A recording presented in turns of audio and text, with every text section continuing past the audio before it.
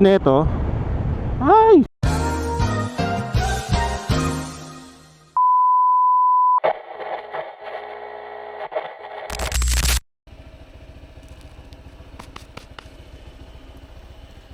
Hello everyone. Good morning. It's a semi-sunny Tuesday morning. Time check tayo, 9:54 AM. At kung napapansin nyo ay nakamount ang ating 360 camera. Pag-uusapan naman natin ngayon ay ang aking mga maling akala nung una akong magmotor. Una is basta may helmet ka, okay na. Ang helmet ko kasi ay isang SEC Dominance, galing SEC Moto Supply. Ang problema ko lang naman dito kasi is yung size niya, medium kasi yung kinuha ko. Nakakala ko okay na. Medyo mabigat sa ulo to pag tumatagal eh. Feeling ko parang naiipit yung tuktok yung dito ko pag naglo-long ride ako. Ang suggestion ko sa mga mag-umpisa at bibili pa lang ng first helmet nila, mag +1 kayo, or mas magandang i-fit nyo muna. Ang mali ko kasi is bumili ako online. Sa Shopee ako bumili, sa official shop ng SEC. Doon yung ako nagkamali. Yan. So pag bibili kayo ng helmet, mas maganda actual kayong pumunta para masukat ninyo kung kasya talaga sa inyo. Huwag naman yung sobrang higpit. Though we will read online na okay pag snug fit siya, yung tipong naiipit ang pisngi mo, or parang chubby cheeks ang tsura mo. Wala, ayoko, hindi ko pipilitin, hindi ko kaya. So next naman ay hindi ako magsusuot ng gloves. Ironically, yun na yung isa sa mga bagay na hindi ko kaya mag-ride na hindi ko suot. So nung umpisa ko ay sa subdivision, nagsuot ako ng gloves noon at medyo padded yung feeling, kaya hindi ko makapa ng maayos yung handlebars ko, silinyador, yung preno, lalong-lalo yung busina. Tinitignan ko pa yung busina ko noon kung nahahawakan ko ba or nakakapa ako ba. Itong gloves na ang hindi ko kayang magmotor na hindi ko suot. Mag-a-adjust naman yung katawan natin, or mag-a-adjust naman yung sarili natin na masanay na magsuot ng gloves. Yung gagayahin ginawa ng kamote na yun. Alam niyang patawid na yung pedestrian, inunahan pa niya. Related pa rin to sa suot ay ang balaclava. So sabi ko nun, ang mahirap magmotor na may suot na balaclava, para akong hindi makahinga. Pero trinay ko pa rin hanggang sa ayun nga, nasanay na naman. Hindi ko na rin kaya magmotor na walang balaclava, or hindi ko kaya magsuot ng helmet na walang balaclava. Parang ano to eh, parang medyas para sa ulo. Ako kasi hindi ako sanay magsuot ng sapatos na walang medyas. So parang ganoon na rin yung concept nito sa helmet.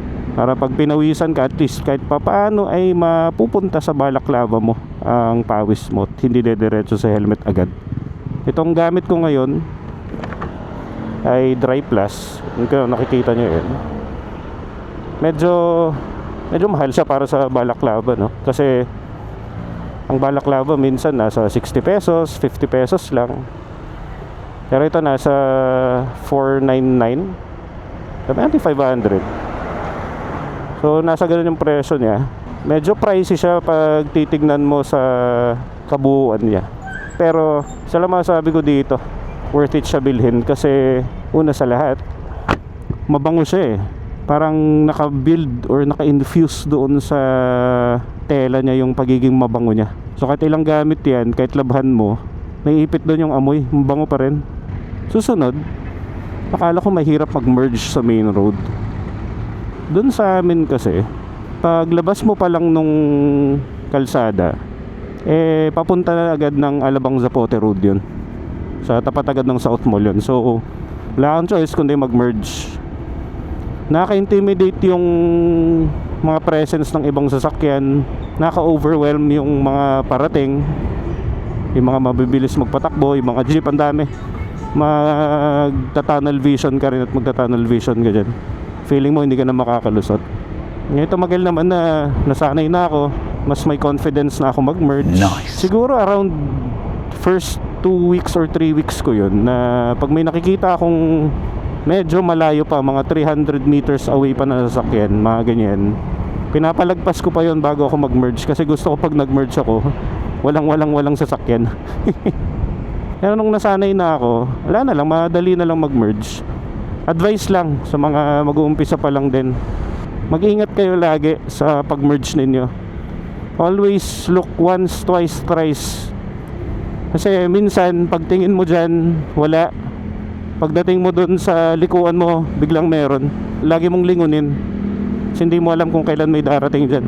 Biglang susulpot yung mga yan, mga sasakyan, mga kotse, mga motor, mga jeep, mga bus. Well, pag bus naman siguro makikita mo naman na agad yun. Pero you get my point. Susunod, ay akala ko sobrang hirap mag-drive sa main road.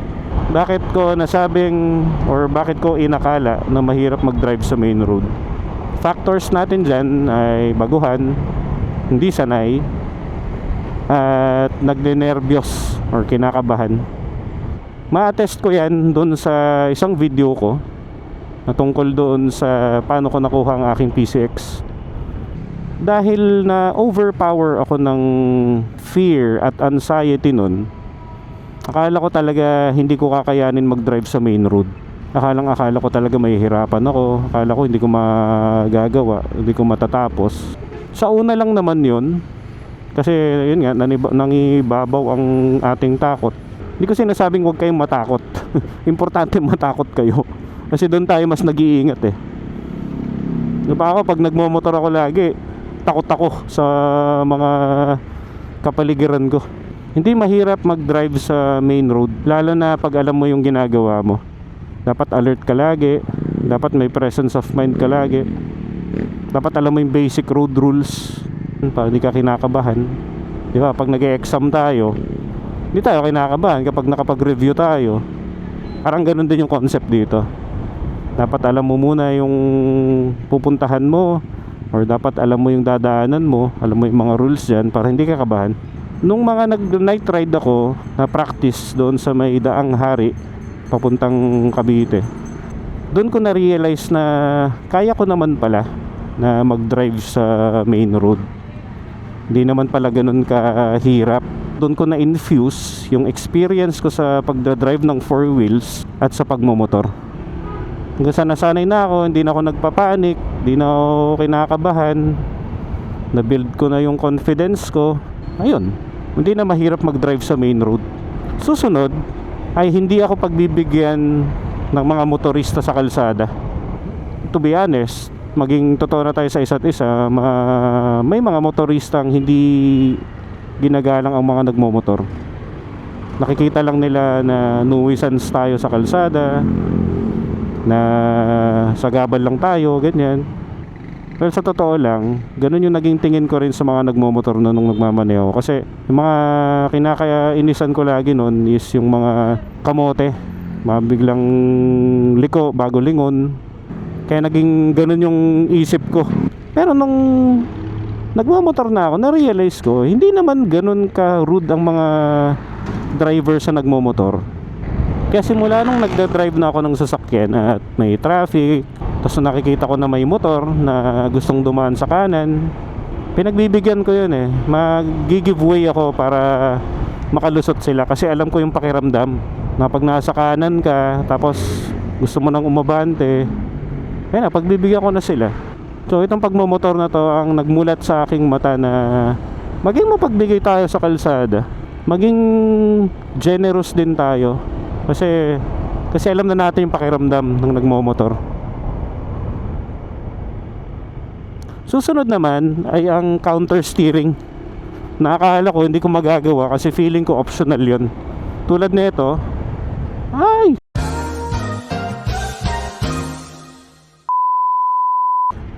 May truck. Hindi pala pwede doon. Muntik na tayo maging kwento. Ang counter steering ay akala ko optional siya, na pwede mong gawin, pwede mong hindi gawin. Pero once na tumatagal ka sa kalsada, lalo pag yung una mong try nun, mapapansin mo na hindi siya optional. Part talaga siya ng pagmomotor, ang counter steering. It will come to you naturally kasi hindi mo siya iniisip gawin, kundi kusa yung katawan mong gagawin yun. Well, of course, given that dapat alam mo yung basics na push right, turn right, push left, turn left. So hindi optional ang counter steering. Mangyayari siya. Natural phenomena siya. It's meant to happen and it's bound to happen. Susunod ay ang akala ko na hindi ako sisingit sa traffic at pipila lang ako sa mga sasakyan. Noong una, totoo yun, nung mga 2 linggo. Hanggang sa, ayun na, naging komportable na ako sa motor ko. Kaya ko na siyang i-maneuver. Basically, feeling ko nun parang parte na ng katawan ko tong motor. Hindi na ako masyadong pumipila sa traffic. Nagagawa ko ng sumingit-singit, nagagawa ko ng dumaan sa kanan. Kasi andun na yung feeling na pwede naman akong pumunta na doon. Hindi ko naman na kailangang magantay dito kasi kasya naman ako dito. Yung mga ganun na, ano ba? Yung mga ganun na mindset. So maling-mali ako dun sa inakala kong yun.